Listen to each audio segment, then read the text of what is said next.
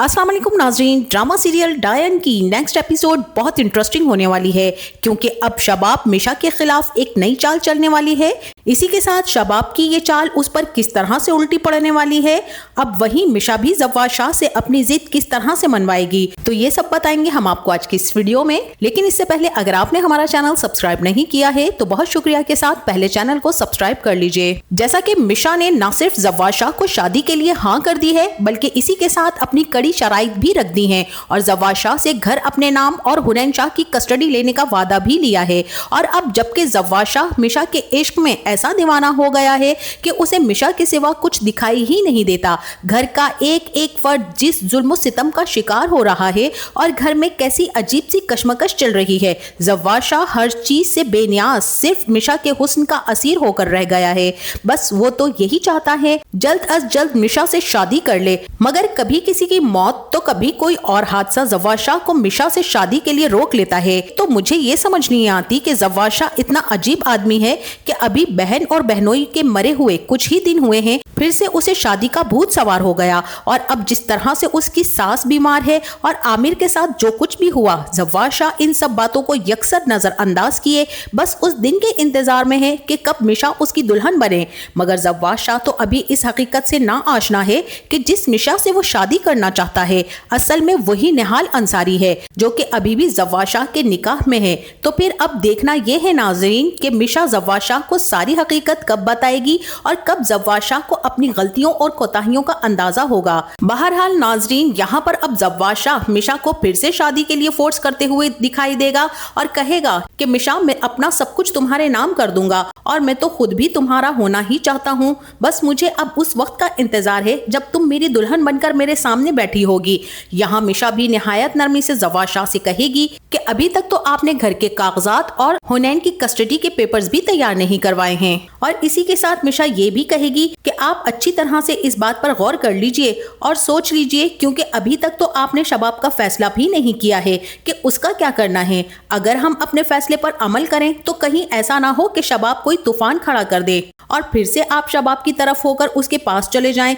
यहाँ मिशा के दिल में यही चल रहा होगा कि जव्वाद शाह तो किसी थाली का बैंगन है जिसे जहां घुमाया घूम गया, कभी शबाब तो कभी निहाल तो कभी मिशा। और इस मर्द पर क्या भरोसा करना, इसीलिए जब तक ये शबाब को तलाक नहीं देगा मैं भी तब तक सच्चाई सामने नहीं लाऊंगी। बहरहाल नाजरीन, यहाँ पर मिशा और जव्वाद शाह की ये सारी की सारी बातें और उनके ये अहदो पैमा दरवाजे के पीछे खड़ी फौजिया सब कुछ सुन लेती है और फौरन से जाकर शबाब के गोश गुजार कर देती है। जहाँ शबाब अपने कमरे में रोना धोना मचाए हुए होती है क्योंकि अब तो शबाब सर्वेंट क्वार्टर से भी बाहर आ गई है और वो मिशा को मजा चखाना चाहती है। इसीलिए फौजिया भी शबाब के पास जब आएगी और उसको यही कहेगी कि शबाब अब तुम पर ही डिपेंड करता है कि तुम्हें अपना घर कैसे बचाना है, साथ ही जव्वाद शाह को उस मिशा से कैसे दूर करना है।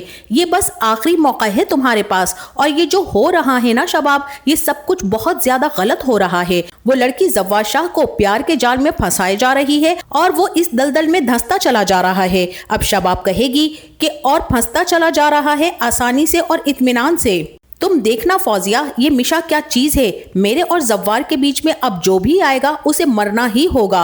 फौजिया भी शबाब से यही कहेगी कि मैंने खुद सुना है जव्वाद शाह कह रहा था मिशा से कि वो तुम्हें तलाक देगा और फिर मिशा से शादी कर लेगा। उस लड़की ने यही शर्त रखी है और मुझे तो यही लगता है कि वो सब कुछ जव्वाद शाह से छीन लेना चाहती है। और देखो ना, जब से वो हमारे घर आई है तब से ही इस घर की दरो दीवार में जलजला सा आया हुआ है और मुझे तो बहुत ही डर है इस बात का कि कहीं जव्वाद शाह उसे इस घर की मालिकन ही ना बना दे। शबाब फिर हम कहाँ जाएंगे, सोचो क्या करना है। और फौरन से फौजिया के शैतानी दिमाग में एक चाल आएगी और वो शबाब को मशवरा देगी और कहेगी कि इस मिशा को भी उसी तरह से जहर देकर मारो जिस तरह से उसने तुम्हें जहर देने की कोशिश की थी, क्योंकि मुझे पूरा यकीन है कि तुम्हें जहर इसी डायन ने दिया था। अब यहाँ शबाब भी फौजिया की बात पर अमल करते हुए अपनी मुलाजमा आमो को नोटों की गड्डी के साथ एक जहर की पुड़िया भी थमाएगी और उसे कहेगी कि तुम ये जहर मिशा की चाय में डालकर उसे दे देना।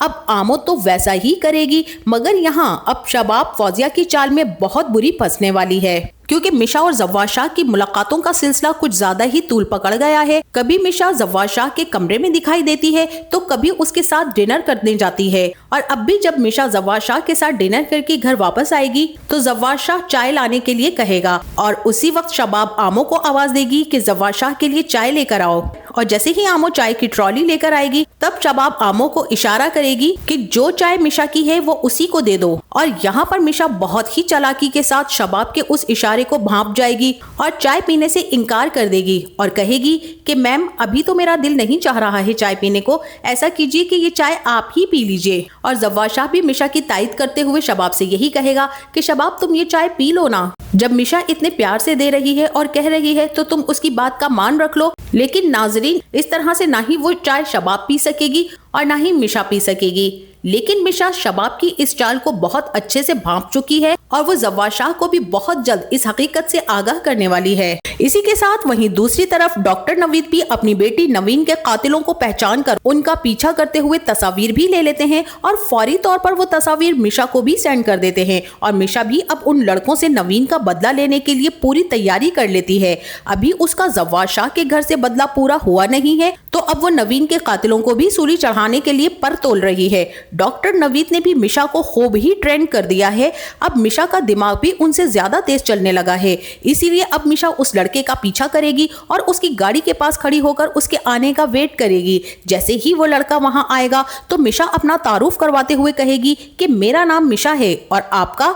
तब वो लड़का हाथ आगे बढ़ाकर मिशा से हाथ मिलाने की कोशिश करेगा और मिशा से कहेगा कि समीर नाम है मेरा।